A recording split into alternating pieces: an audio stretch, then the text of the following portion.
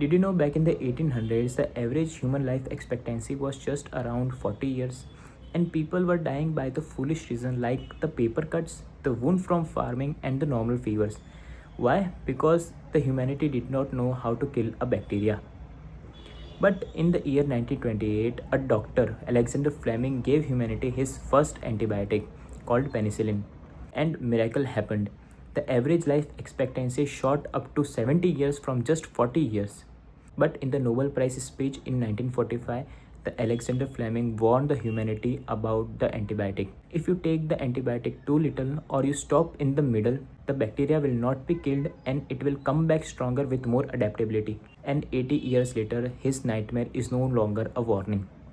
We are facing a problem called the superbug, and superbug are so strong that it cannot be killed by the simple antibiotics. Over 2 to 5 millions of people are dying just because of the superbugs every single year, and it can be rise up to 10 million in 2050. Now let's understand how the superbug is emerging. When we take the antibiotics too little, if we stop the doses in the middle, bacteria will not be killed, and antibiotic is only able to kill the weak bacteria, and it gave the chance to stronger bacteria to multiply more. Taking the antibiotic in the viral code.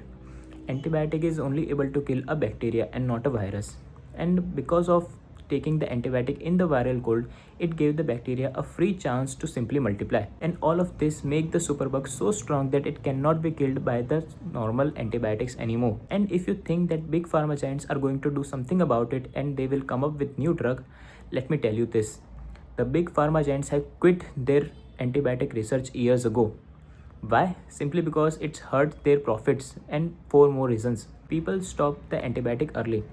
People stopped the doses of the antibiotic so early that it hit the profit margins of the company. A diabetic medicine or a cancer medicine is taken throughout the life, and that is why the pharma giants are moving away from the antibiotic researches. The second one is doctor does not recommend antibiotic anymore. Doctor try to avoid as much as possible to not simply give antibiotics because of the antibiotic resistance. The third one is the generic manufacturers.